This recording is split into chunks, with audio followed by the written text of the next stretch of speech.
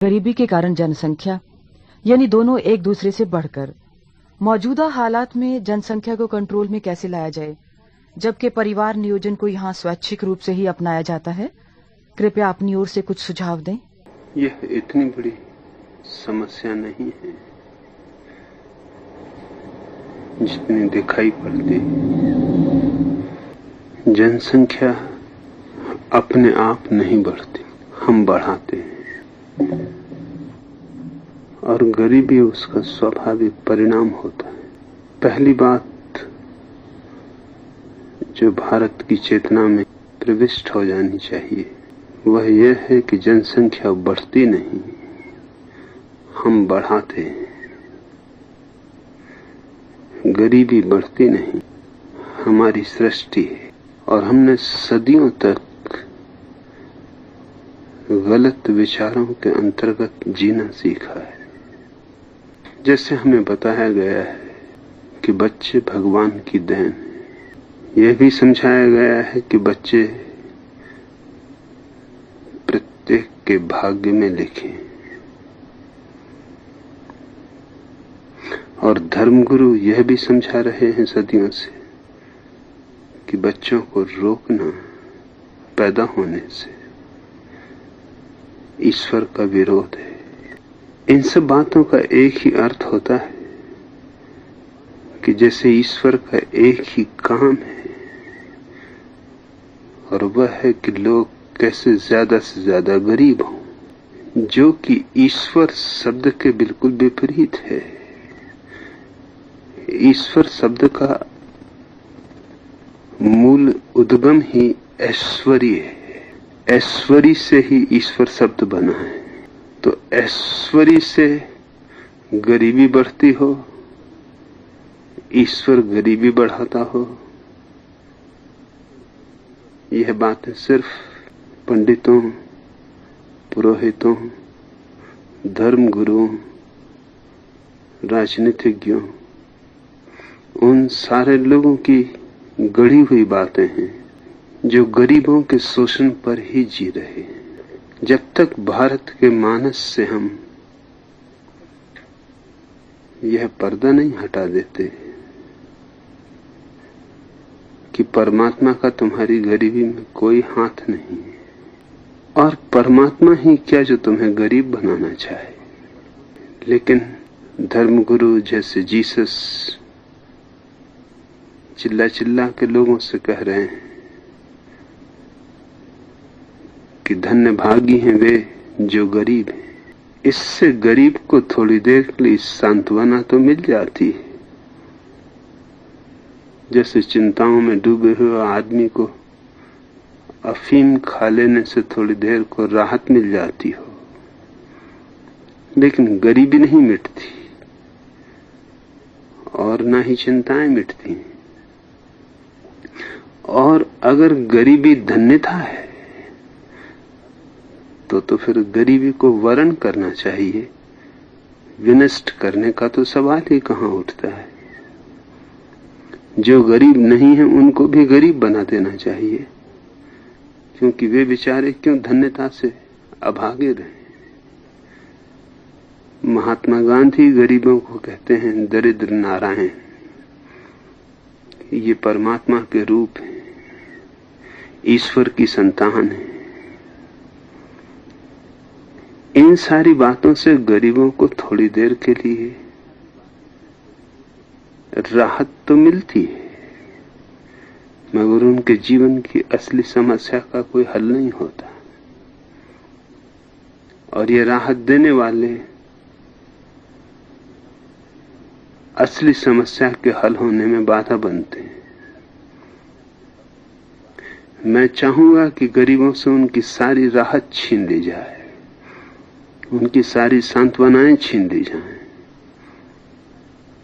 उनसे सारे धोखे और सारे भ्रम छीन लिए जाएं, और उनको स्पष्ट कह दिया जाए कि यदि गरीब हो तुम तो तुम जिम्मेवार हो, और अगर जनसंख्या बढ़ती है तो तुम बढ़ाते हो, और अगर यही तुम्हारी मर्जी है कि गरीब रहना है और देश को और से और गरीबी की तरफ ले जाना है।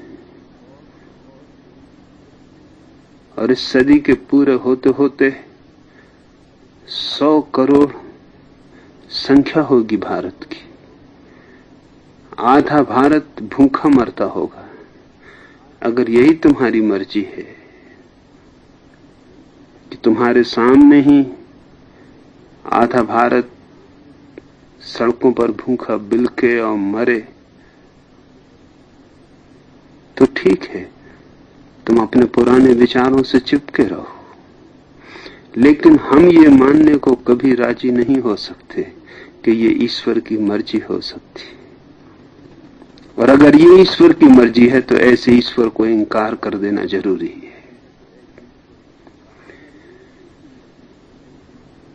इसके पहले कि हम भारत के लोगों को संतति निरोध के साधनों के लिए राजी करें, उनकी मानसिक, दार्शनिक, धार्मिक धारणाओं को बदल देना जरूरी है।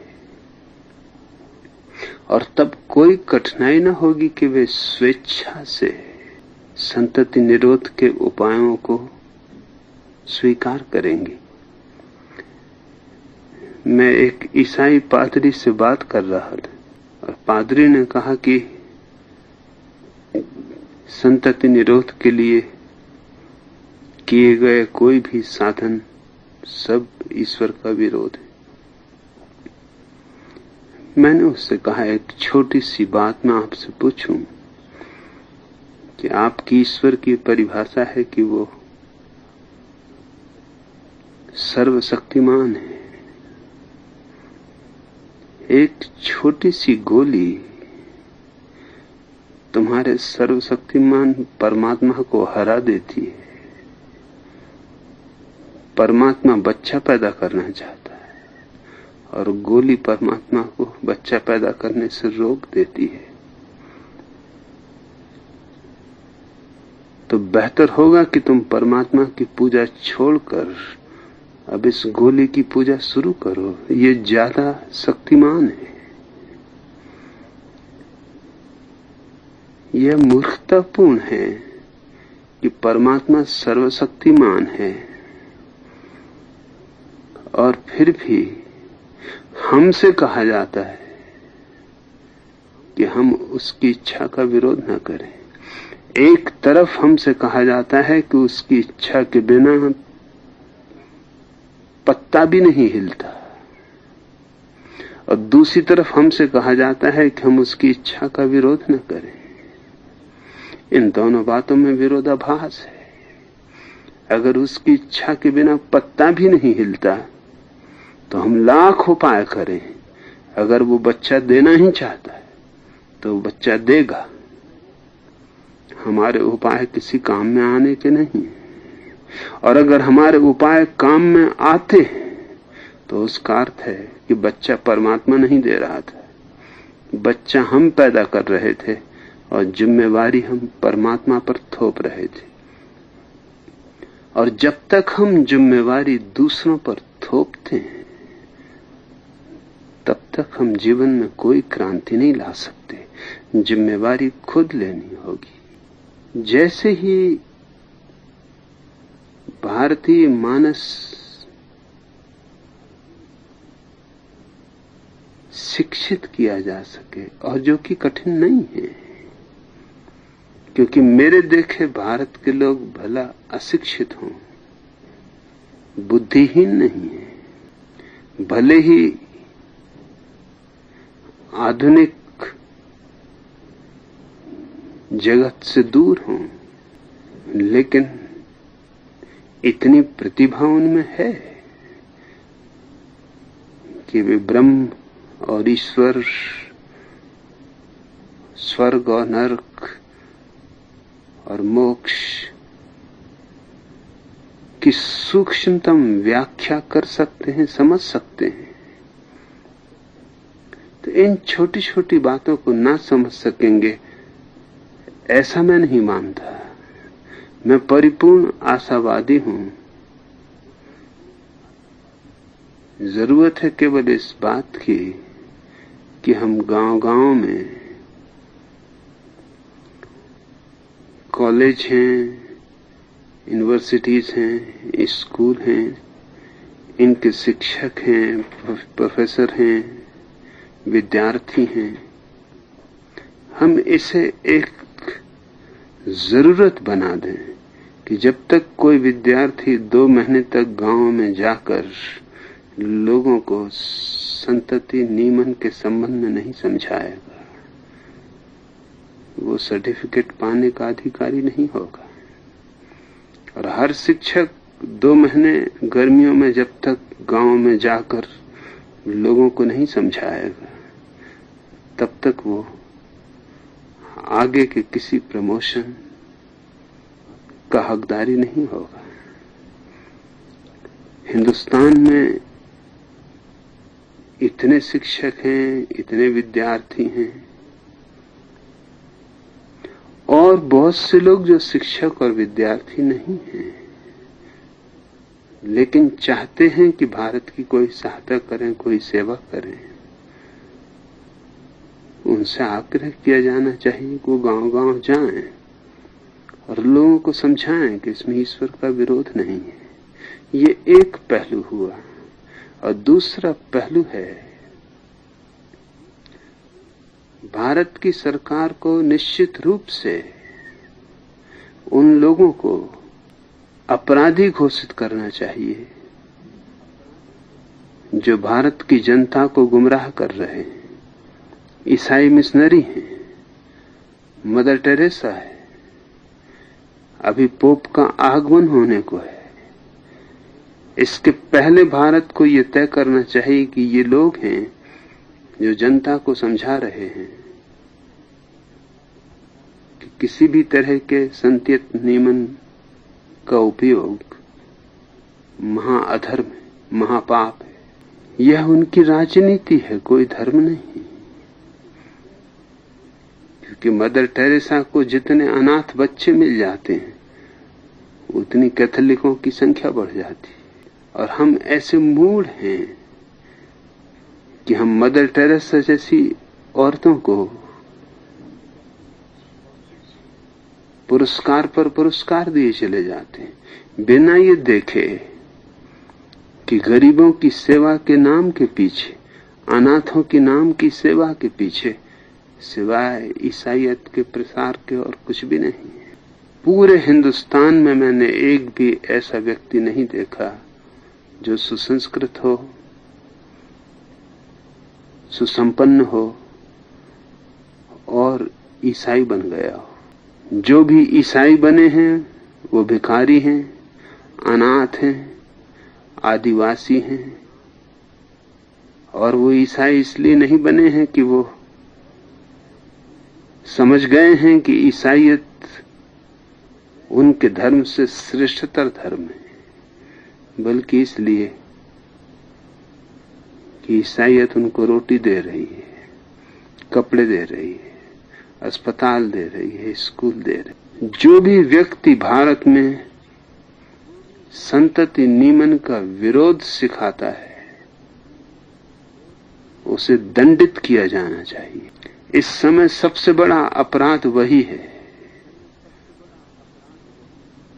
एक आदमी को मार डालने के लिए तो हम कितनी बड़ी सजा देते हैं कि उसकी जान ले लेते हैं अपराधी की। और जो लोग आज समझा रहे हैं कि जनसंख्या को बढ़ने दो, ये करोड़ों लोगों की हत्या के लिए जिम्मेवार होंगे। और इनके लिए हमारे पास कोई अपराध का नियम नहीं, उल्टे हम इन्हें नई नई पदवियों, डॉक्टरेट और नोबेल प्राइज से पुरस्कृत करते हैं। ये दोहरी चाल बंद करनी होगी। स्पष्ट रूप से प्रत्येक ईसाई मिशनरी को ये समझ लेना चाहिए कि अगर इस देश में रहना है तो इस तरह की मूर्खतापूर्ण बातें नहीं चलेंगी। अन्यथा इसी क्षण इस देश को छोड़ के चले जाओ। जाओ और अपने देशों में समझाओ। ये बड़े मजे की बात है कि फ्रांस की जनसंख्या स्थिर है और सब ईसाई हैं। ये मजे की बात है कि स्विट्जरलैंड की संख्या गिर रही है और सब ईसाई हैं। और स्विट्जरलैंड से और फ्रांस से मिशनरी भारत आते हैं और यहां लोगों को समझा रहे हैं कि जनसंख्या को बढ़ने दो, क्योंकि ये ईश्वर की देन है। और उनके साथ ही साथ सुर मिलाने को शंकराचार्य हैं, मुस्लिम इमाम हैं, क्योंकि उन सबको ये भ्रांति है कि बच्चे के जन्म का कोई अनिवार्य संबंध ईश्वर से है। कोई अनिवार्य संबंध ईश्वर से नहीं है। एक बार हम भारत के मन से ये भ्रम तोड़ दें कि ईश्वर का कोई संबंध संतति से नहीं है, तो भारत के लोगों को स्वेच्छा से संतति निरोध को अपनाने में कोई बाधा नहीं होगी।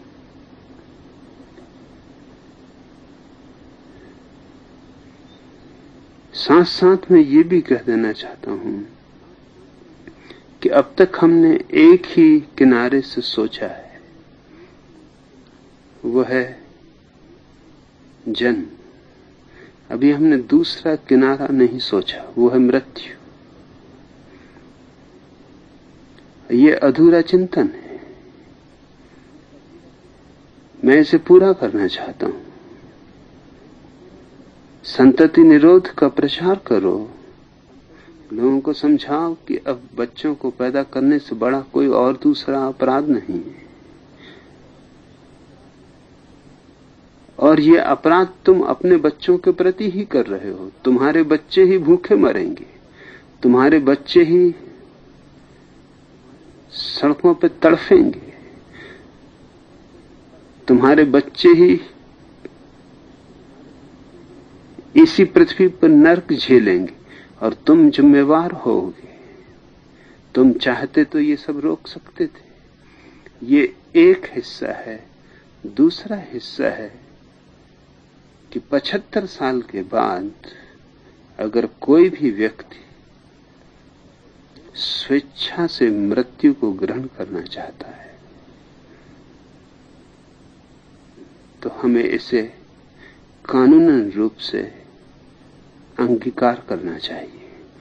प्रत्येक अस्पताल में एक निश्चित मंदिर जैसी जगह होनी चाहिए जहां कोई भी व्यक्ति जो 75 के पार हो चुका है और चाहता है कि पूरी तरह जी चुका, जो भी जानना था जान चुका, जो भी पाना था पा चुका, और अब सिर्फ एक बोझ है और चाहता है कि अपनी जगह अब किसी नए बच्चे को दे दे, और किसी क्रोध से आत्महत्या नहीं कर रहा है, किसी हार से, किसी पराजय से आत्महत्या नहीं कर रहा है, वरन चिंतन से, सोच विचार से। तो अस्पताल में हमें उसे सारी सुविधा देनी चाहिए जो उसे जीवन में भी नहीं मिली। उसे श्रेष्ठतम अवसर देना चाहिए कि सुंदरतम संगीत सुन सके, अपने मित्रों परिजनों से मिल सके, और हम उसे दवा दे सकें कि वो धीरे धीरे नींद की गहराइयों में डूबता हुआ मृत्यु में उतर जाए। इसके साथ ही ध्यान जैसी प्रक्रिया जोड़ी जा सकती है कि उसका मरण सिर्फ मृत्यु न हो बल्कि समाधि भी बन जाए। तो एक तरफ हम बच्चों को आने से रोकें और दूसरी तरफ उनको जो कि अब जबरदस्ती अपने को घसीटे जा रहे हैं, क्योंकि कानूनन रूप से जीना मजबूरी है, जीना ही पड़ेगा। अपने जीवन को छोड़ देने का जन्मसिद्ध अधिकार प्रत्येक व्यक्ति को मिल जाना चाहिए। इन दोनों छोरों से अगर हम काटना शुरू करें तो संभव है कि इस सदी के अंत तक हमारी संख्या संतुलित हो जाए। भगवान श्री, जुलाई में जब मैं रजनीशपुरम गई थी तब आपने अपने प्रवचनों में कहा था, भारत में कई सालों तक बच्चा पैदा नहीं होना चाहिए। यही बातें हिंदुस्तान आकर मैंने कई लोगों से कही। अलग अलग लोगों की अलग अलग प्रतिक्रियाएं थी, मगर ज्यादातर महिलाओं ने कहा, स्त्री में जो मातृत्व की भावना होती है उसे वो कैसे सेटिस्फाई करे। कईयों ने कहा, नारी पूर्णता को प्राप्त नहीं करती जब तक वो मां नहीं बनती। इस बारे में कुछ कहिए भगवान। पहली बात, हिंदुस्तान में कितनी नारियां पूर्णता को प्राप्त हो गई।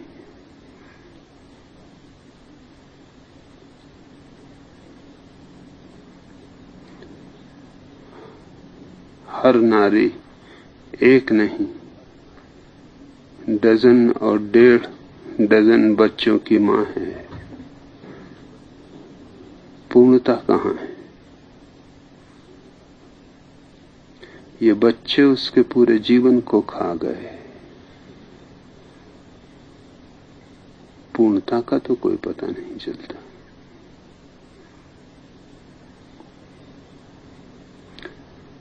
दूसरी बात कि स्त्री मां बनने से ही मातृत्व को पाती है, यह भी सही नहीं है। क्योंकि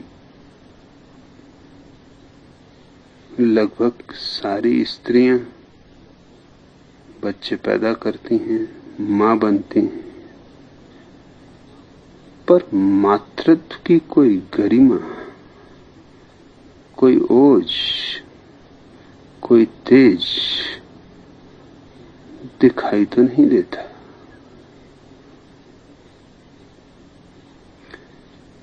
इसलिए मेरी परिभाषा दूसरी है। मेरी परिभाषा में मां बन जाना जरूरी नहीं है मातृत्व को पाने के लिए। मां तो सारे जानवर अपनी मादाओं को बना देते हैं। सारी प्रकृति जहां जहां मादा है वहां वहां मां है, लेकिन मातृत्व कहां है? इसलिए मातृत्व को और मां को एकार्थी न समझे।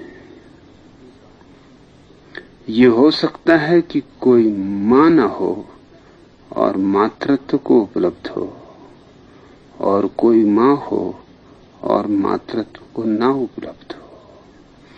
मातृत्व कुछ बात ही और है, वह प्रेम की गरिमा है।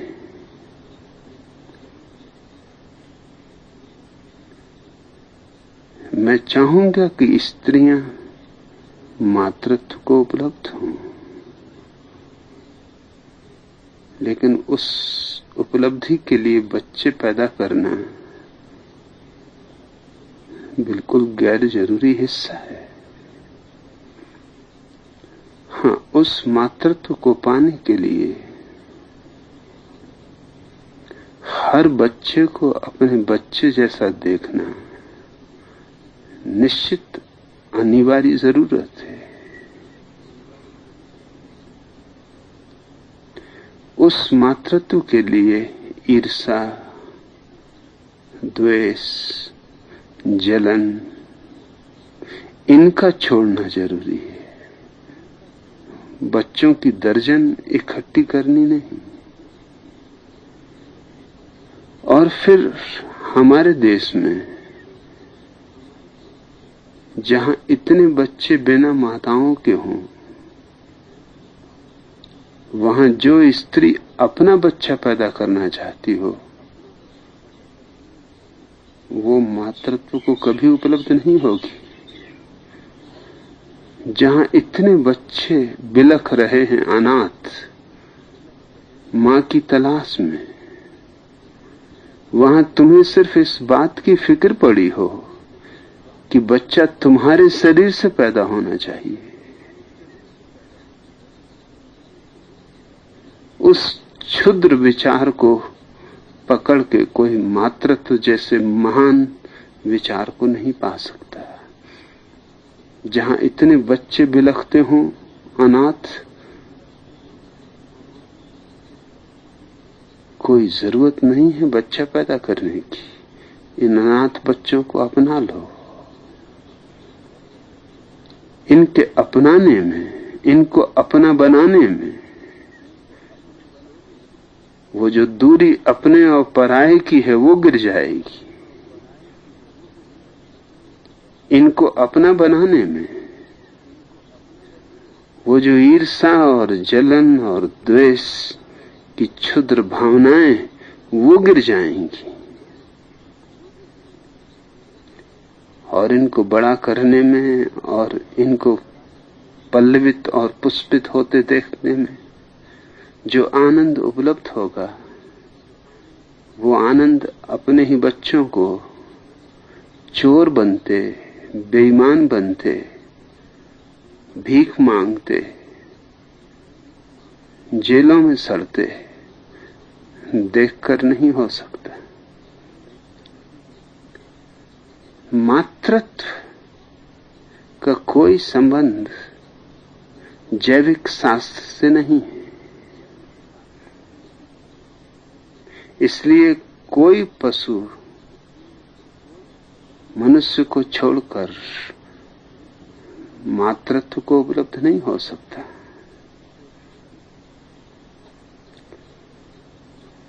मां तो बन सकती है हर मादा, लेकिन मातृत्व की संभावना केवल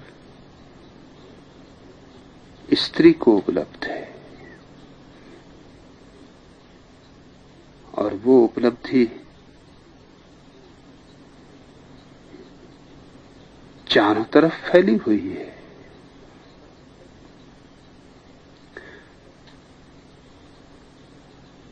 तो पहली बात कि मातृत्व का कोई संबंध शारीरिक, जैविक उत्पत्ति से नहीं है, वरन एक आध्यात्मिक प्रेम से है, एक भाव से है। जिस क्षण तुम किसी दूसरे को अपने जैसा अपना लो, जैसे तुमने उसे जन्म दिया हो, और फर्क क्या है किसने उसे जन्म दिया,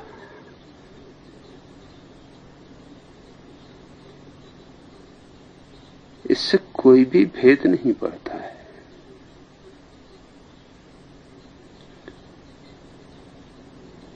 तो मातृत्व के लिए तो बहुत संभावना है। इतने अनाथ बच्चों को अगर माताएं मिल जाएं, तो जरूरत न हो मदर टेरेसा जैसे लोगों की, जो कि शोषण कर रहे हैं इन अनाथ बच्चों का। और ये अनाथ बच्चे कैथोलिक परिवारों द्वारा गोद लिए जा रहे हैं, और हिंदुस्तान की स्त्रियां अपने ही बच्चों को पैदा करने में मातृत्व अनुभव कर रही हैं।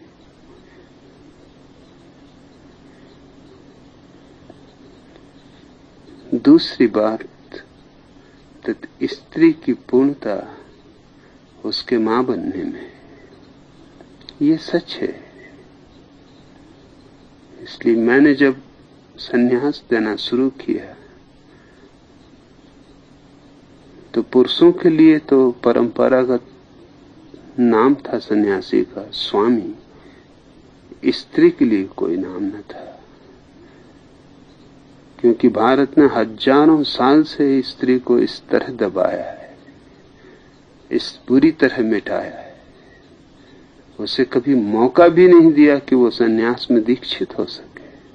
उसके लिए कोई नाम भी नहीं। बहुत खोज के मैंने मां को ही वो नाम स्वीकार किया, क्योंकि मां में ही उसकी पूर्णता है। लेकिन ये मां की पूर्णता इस बात का सबूत है कि तुम्हारा प्रेम इतना ऊंचा उठ जाए कि ये सारे जगत में तुम्हारे लिए सभी यूं हो जाएं जैसे तुम्हारे बच्चे। तुम्हारा पति भी। यही उपनिषद के ऋषियों का आशीर्वाद है। जब कभी कोई उपनिषद के ऋषियों के पास कोई जोड़ा आशीर्वाद के लिए जाता था तो एक बहुत ही अनूठा आशीर्वाद, दुनिया के किसी शास्त्र में वैसा आशीर्वाद नहीं। ऋषि आशीर्वाद देता है कि हे युवती, तू 10 बच्चों की मां हो और अंततः तेरा पति तेरा 11वां बेटा हो। जब तक ये न हो जाए तब तक तू समझना कि जीवन यात्रा पूरी नहीं हुई। और जिस दिन कोई स्त्री अपने पति को भी अपने बेटे की तरह मान सके, जान सके, जी सके, उस दिन उसके लिए इस सारे जगत में सिवाय बेटों के और कौन रह जाता है। निश्चित ही मां मातृत्व की पूर्णता स्त्री का आत्यंतिक गौरव है, लेकिन बच्चों की कतार लगाने से नहीं, वरन अपने प्रेम को इतना ऊपर उठाने से कि जहां से प्रत्येक व्यक्ति अपना बच्चा ही मालूम हो।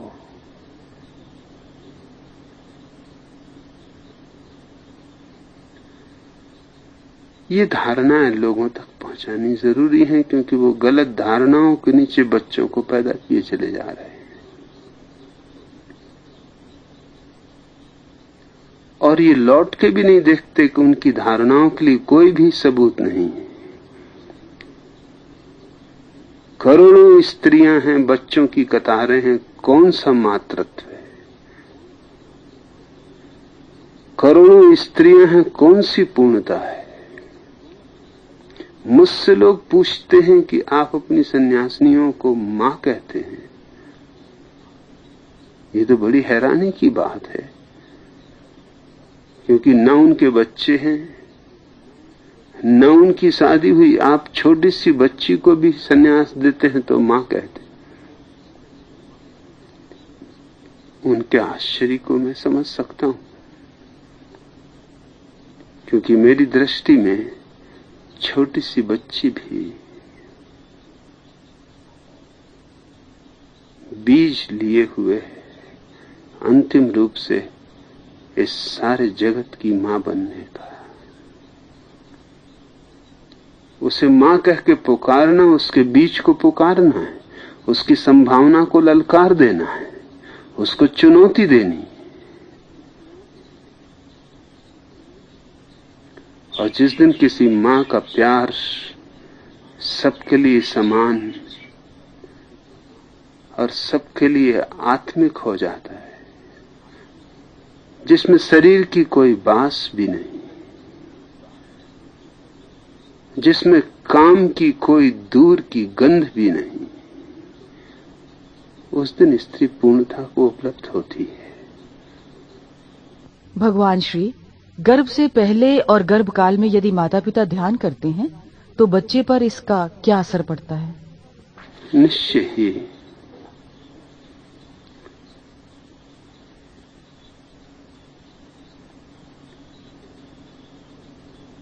बच्चे का जीवन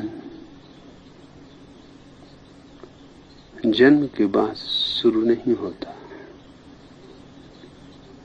वो तो गर्भाधारण के समय ही शुरू हो जाता है।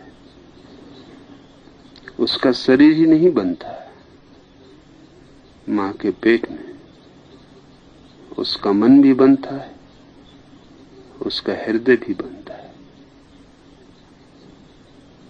मां अगर दुखी है, परेशान है, चिंतित है, तो ये घाव बच्चे पे छूट जाएंगे और ये घाव बहुत गहरे होंगे जिनको वो जीवन भर धो के भी धो ना सकेगा। मां अगर क्रोधित है, झगड़ालू है, हर छोटी मोटी बात का बतंगड़ बना बैठती है, इस सब के परिणाम बच्चे पर होने वाले हैं।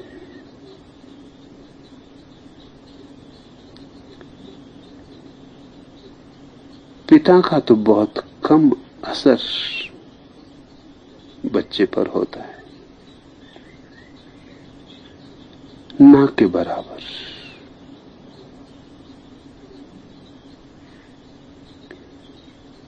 99% तो मां ही निर्माण करती है बच्चे का, इसलिए जिम्मेवारी उसकी ज्यादा है। पिता तो एक सामाजिक संस्था है।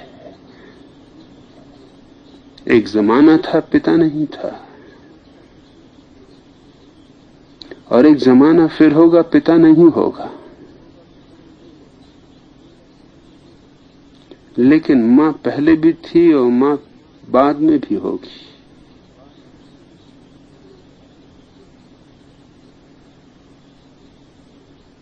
मां प्राकृतिक है, पिता सामाजिक है। पिता एक संस्था है।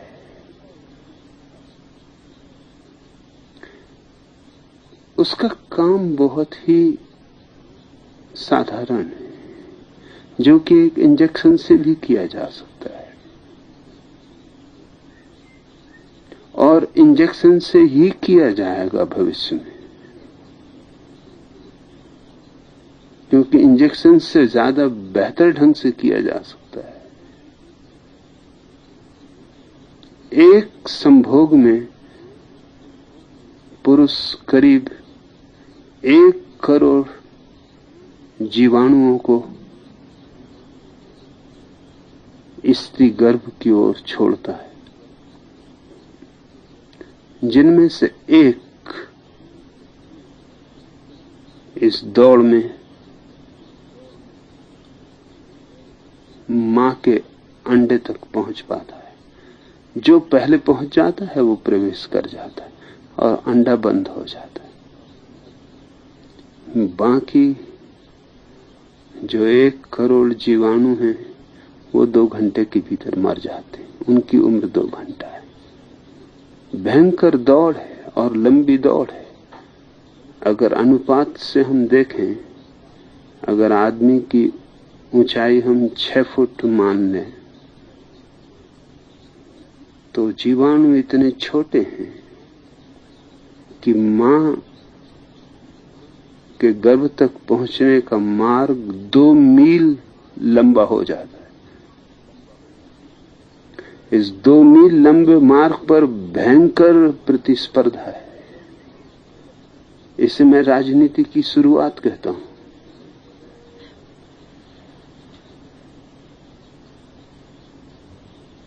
इसमें जो पहुंच जाते हैं वो जरूरी रूप से श्रेष्ठ नहीं है। संभव है वो जो 1 करोड़ पीछे छूट गए, उनमें कोई अल्बर्ट आइंस्टीन हो, कोई रविन्द्रनाथ टैगोर हो, कोई गौतम बुद्ध हो। कोई भी नहीं जानता कि कौन छूट गए, और जो पैदा हुआ है वो आकस्मिक है। ये हो सकता है चूंकि वो आगे था इसलिए पहुंच गया। ये हो सकता है कि वो ज्यादा शक्तिशाली था, इसलिए पहुंच गया, लेकिन ज्यादा शक्तिशाली होना किसी को रविन्द्रनाथ नहीं बना था। रविन्द्रनाथ खुद अपने माँ बाप के 13वें बेटे थे।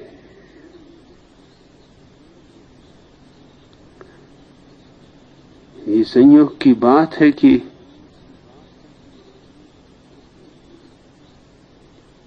इस लंबी दौड़ में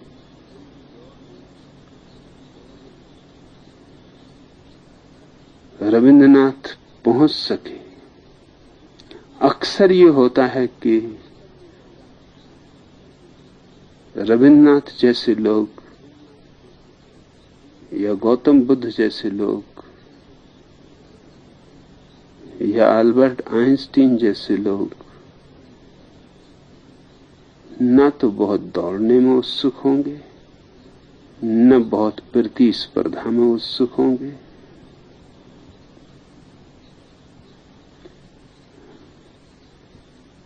शायद मनुष्य का श्रेष्ठतम हिस्सा हम व्यर्थ ही खो रहे हैं, जो कि आसानी से चुना जा सकता है। यह काम विज्ञान करने को है।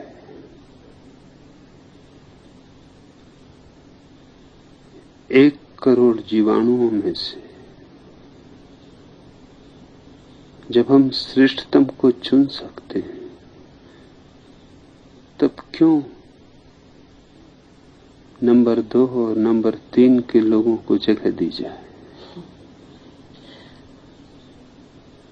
इसलिए पिता का काम तो समाप्त होने के करीब है।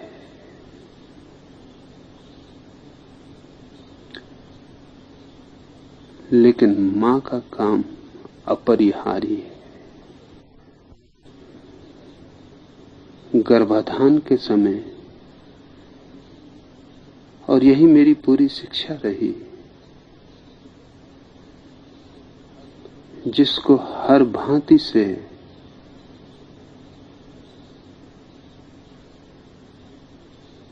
विकृत करके उपस्थित किया गया। मेरी सारी शिक्षा यही रही कि काम वासना मनुष्य के जीवन की प्रारंभ, मनुष्य के जीवन का सब कुछ है। और काम वासना को दबाने की बजाय उसे हम कैसे सुंदर, श्रेष्ठ और शिवत्व की ओर ले चलें, कैसे उसका रूपांतरण हो सके, इस संबंध में चिंतन होना चाहिए। दमन से तो केवल हम रुग्ण व्यक्ति पैदा करते हैं,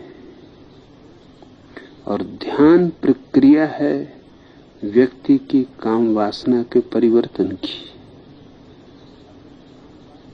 अगर काम वासना के क्षणों में स्त्री और पुरुष दोनों ही शांत हैं, मौन हैं, एक दूसरे में ऐसे लीन हैं कि जैसे कहीं कोई दीवार न हो,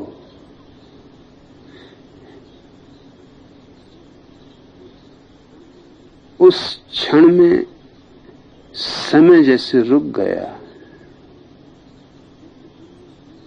जैसे दुनिया भूल गई। न कोई विचार है, न कोई धारणा है, बस एक आनंद है,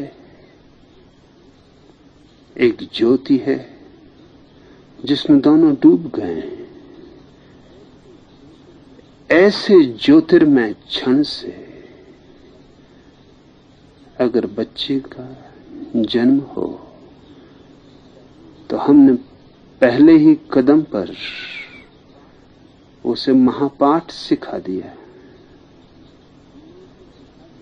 हमने उसे सिखा दिया कि कैसे अंधकार से ज्योति की ओर जाया जाता है।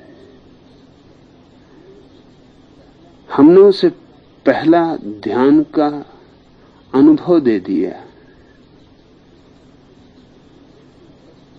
कि कैसे सब कुछ मौन और शांत और आनंद से परिपूरित हो सकता है। और अगर मां पूरे 9 महीने बच्चे को ध्यान में रखकर चले, ऐसा कुछ भी न करे जो ध्यान के विपरीत है, और ऐसा सब कुछ करे जो ध्यान के लिए सहयोगी है, तो निश्चित इन 9 महीनों में किसी भी बुद्ध को जन्म दिया जा सकता है। ये 9 महीने उस बच्चे के निर्माण का क्षण है, और इन 9 महीनों में सिर्फ उसे प्रेम का अनुभव हो, शांति का अनुभव हो, ज्योति का अनुभव हो, इन 9 महीनों में अगर उसे सिर्फ एक ही बात का अनुभव हो, अपनी आत्मशक्ति का, तो वो बच्चा पैदा होते ही साधारण बच्चा नहीं होगा, वो असाधारण होगा। और हमने उसके जीवन की बुनियाद रख दी, और अब जो मंदिर खड़ा होगा उस बुनियाद पर, वो बुनियाद से भिन्न नहीं हो सकता। इसलिए जब भी कोई माँ बाप अपने बच्चों के प्रति मुझसे शिकायत करने आते हैं, तो मैंने उन्हें कहा है कि तुम्हें चाहे बुरा लगे, मगर जिम्मेवार तुम हो। तुमने गलत बुनियाद रखी होगी। आज तुम्हारा बच्चा डकैत है, आज तुम्हारे बच्चे ने खून किया है, तो तुम कहो कि 9 महीने में जब बच्चा गर्भ में था, तुमने क्या किया था उसको ऐसी बुनियाद देने का जिसमें खून असंभव हो, जिसमें डकैती असंभव हो। शायद तुमने सोचा भी नहीं था।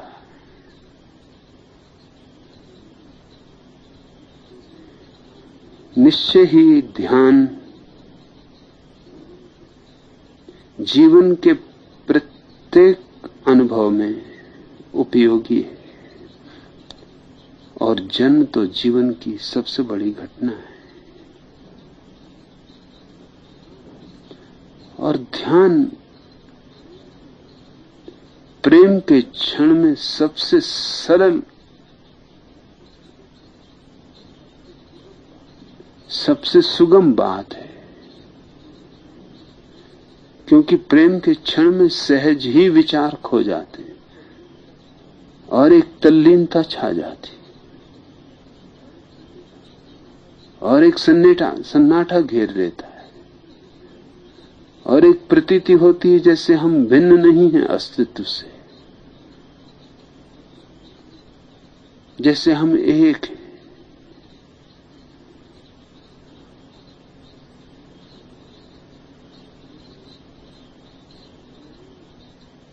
यही विचार केवल भारत में पैदा हुआ। अगर भारत ने दुनिया को कोई भी चीज दी है जिसको वो कह सके कि वो बिल्कुल उसकी अपनी है, तो वो है तंत्र शास्त्र। और तंत्र शास्त्र का सारा आधार एक है कि कैसे काम ऊर्जा और ध्यान ऊर्जा को एक कर दिया जाए। और मैं अपने पूरे जीवन उस बात को दोहराता रहा हूं, लेकिन लोग अजीब हैं। आंखें हैं और आंखें नहीं, कान हैं और कान नहीं। और बीच में मध्यस्थ हैं उन्हें समझाने वाले। मेरी एक एक बात को गलत करके समझाया गया है, जबकि मैं मौजूद हूं और मुझसे पूछा जा सकता है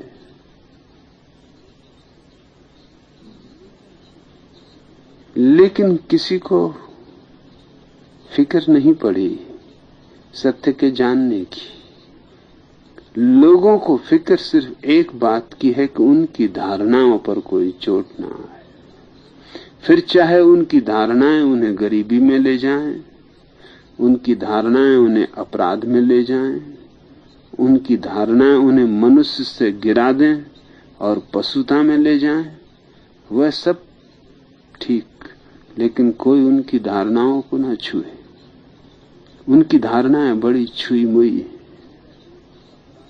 और मेरा एक ही अपराध रहा पूरे जीवन में कि उनकी हर धारणा को जो उन्हें गिराती है किसी भी तरह उनसे छुटकारा दिला दूं।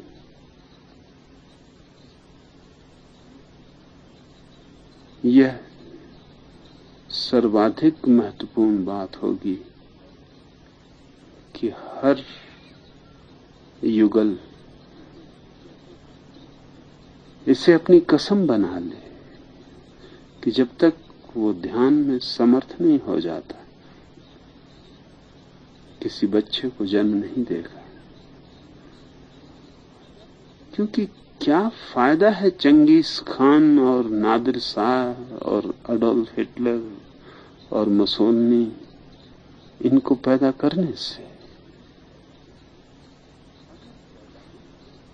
अगर पैदा ही करना है तो कुछ पैदा करने योग्य, कोई बुद्ध, कोई महावीर,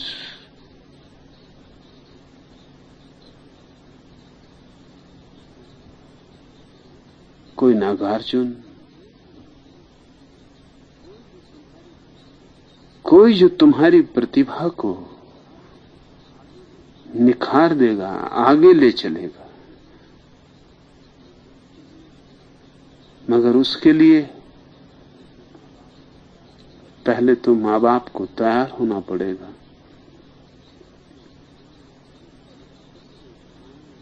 और जब तक कोई ध्यान में स्वयं परिपक्व न हो जाए उसे अधिकार नहीं मिलता बच्चे पैदा करने का। और मेरा अपना अनुभव यह है हजारों लोगों के साथ काम करने का कि अगर पुरुष और स्त्री दोनों ध्यान में रसमग्न होना सीख गए तो संभोग के क्षण में उन करोड़ों जीवाणुओं में से केवल वही जीवाणु मां के अंडे तक पहुंचने में समर्थ होगा जो उनके ध्यान के साथ एक रास्ता अनुभव कर रहा है। क्योंकि उनका ध्यान उन दोनों की शक्ति उसे शक्ति देगी। वो और सबको पीछे छोड़ जाएगा, वो उसकी गति बन जाएगी। ध्यान के बिना बच्चों को पैदा करना जीवन ऊर्जा को व्यर्थ नष्ट करना है। भगवान, दुनिया भर में जनसंख्या विस्फोट है। मैंने सुना है कुछ लोगों को ये कहते हुए कि धरती पर जब मनुष्यों का भार बढ़ जाता है तो प्रकृति उसे सहन नहीं करती। इसमें क्या सच्चाई है? मनुष्य की सबसे बड़ी नासमझी ये है कि वो हमेशा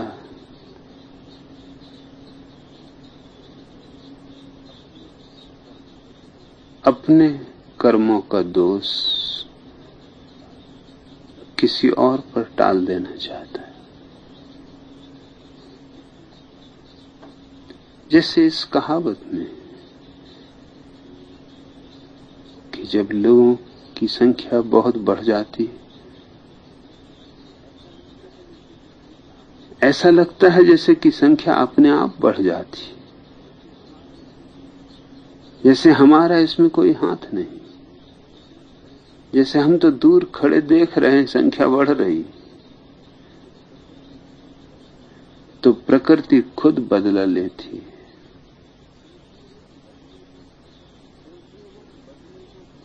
तो भी हम बदले को प्रकृति पर टाल रहे हैं।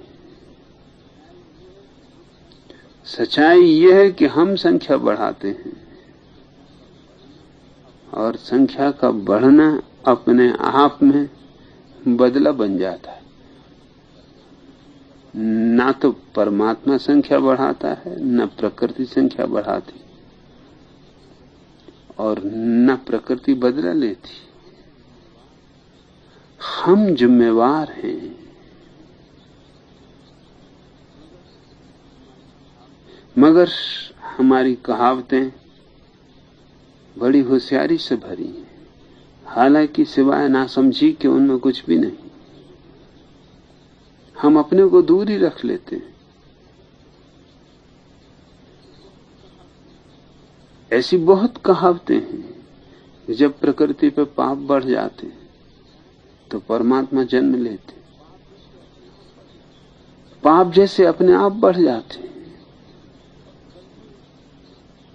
और तब भी हमसे कुछ किए नहीं होता,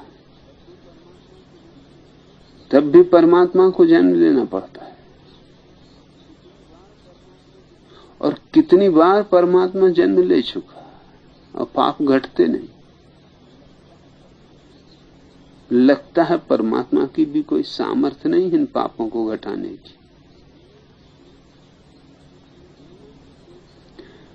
दुनिया की कोई शक्ति इन पापों को नहीं घटा सकती, क्योंकि बढ़ाने वाला मौजूद है और बढ़ाने वाले हम हैं।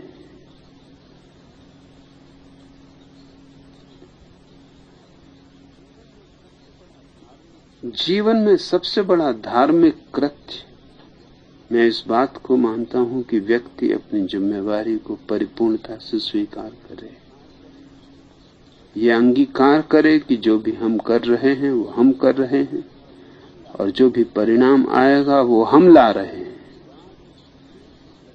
ये बात तीर की तरह प्रत्येक हृदय में चुभ जानी चाहिए, तो निश्चित ही बदलाहट हो सकती है। क्योंकि यदि हम ही कर रहे हैं तो हम रोक सकते हैं। यदि हम ही ला रहे हैं गलत परिणाम, दुष्परिणाम, तो क्यों न बीच से ही बात को काट दिया जाए। लेकिन ये कहावतें हमें सहारा देती कि हम बैठ के देखते रहें,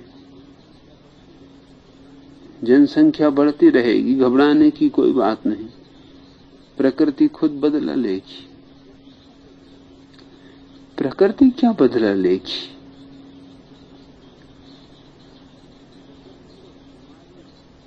प्रकृति तो हमारे भार के तले दबी जाती। एक सीमा है हर चीज की। जैसे बुद्ध के समय में भारत की कुल आबादी 2 करोड़ थी। देश संपन्न था, सुखी था, आनंदित था, और जीवन की ऊंचाई से ऊंचाई की बातें करता था, और ऊंचाई से ऊंचाई तक उड़ने की चेष्टा की थी। सारी दुनिया में एक ही बात जानी जाती थी कि भारत एक सोने की चिड़िया है।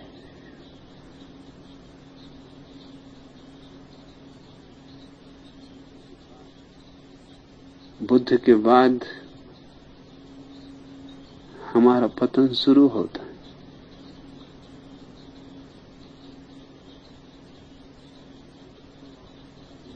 और मैं बुद्ध को और महावीर को माफ नहीं कर सकता। मैं उन्हें आदर करता हूं,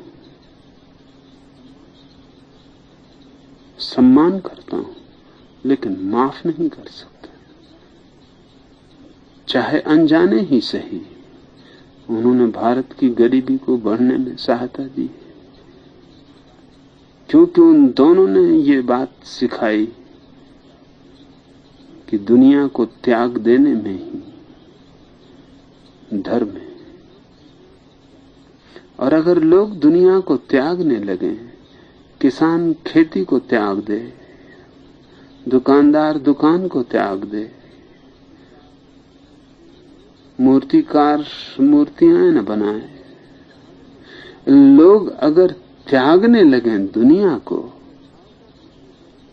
तो स्वभावतः दुनिया दरिद्र हो जाएगी, क्योंकि दुनिया को हम बनाते हैं। दुनिया हमारे सृजन पर निर्भर है। और इन दोनों व्यक्तियों ने एक बात सिखाई कि तुम सब छोड़ छाड़ के सन्यासी हो जाओ। करोड़ों लोग सब छोड़ छाड़ के सन्यासी हो गए। उन करोड़ों लोगों से जो उत्पादन होता था, जो सृजन होता था, वो बंद हो गया। उन करोड़ों लोगों की पत्नियां और बच्चे अनाथ और भूखे हो गए। और वो करोड़ों लोग शेष सारी जनता पर बोझ हो गए, क्योंकि भिक्षा कौन देगा, वस्त्र कौन देगा। एक बहुत ऊंचे दिखने वाले ख्याल के पीछे भारत की पूरी दास्ता, पूरी गरीबी और पूरी दीनता छिपी। संसार का त्याग,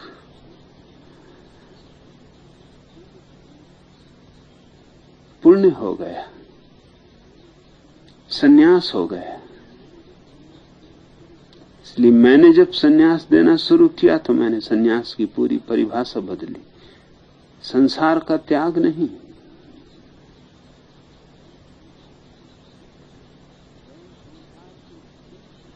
वरन संसार के बीच रहकर यूं रहना जैसे कि तुम वहां नहीं हो। संन्यास की मेरी परिभाषा पुराने संन्यास से बिल्कुल उल्टी है।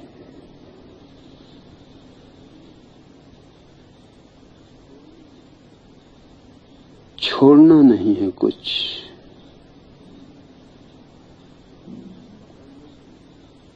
और पकड़ना भी नहीं है कुछ।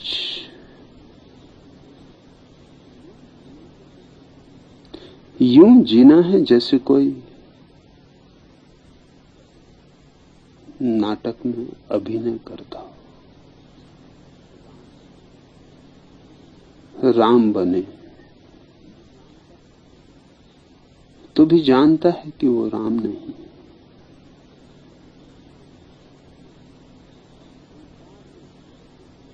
और संसार में रह के संसार का न होना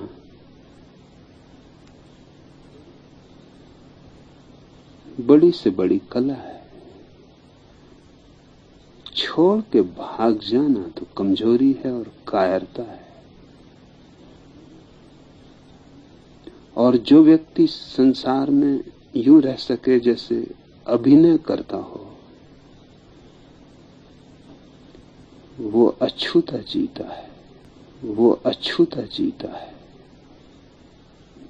उस पर कोई दाग नहीं छूट जाते।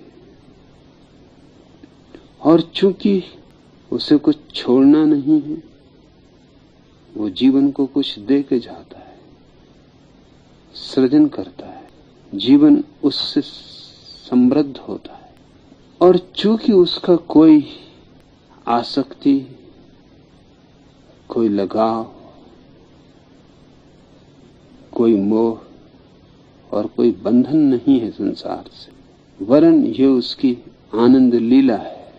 कोई गरीबी की जरूरत नहीं है और न कोई गुलामी की जरूरत है। मेरे सन्यासी एक समस्या बन गए हैं धर्मों के लिए, क्योंकि उनकी पूरी धारणा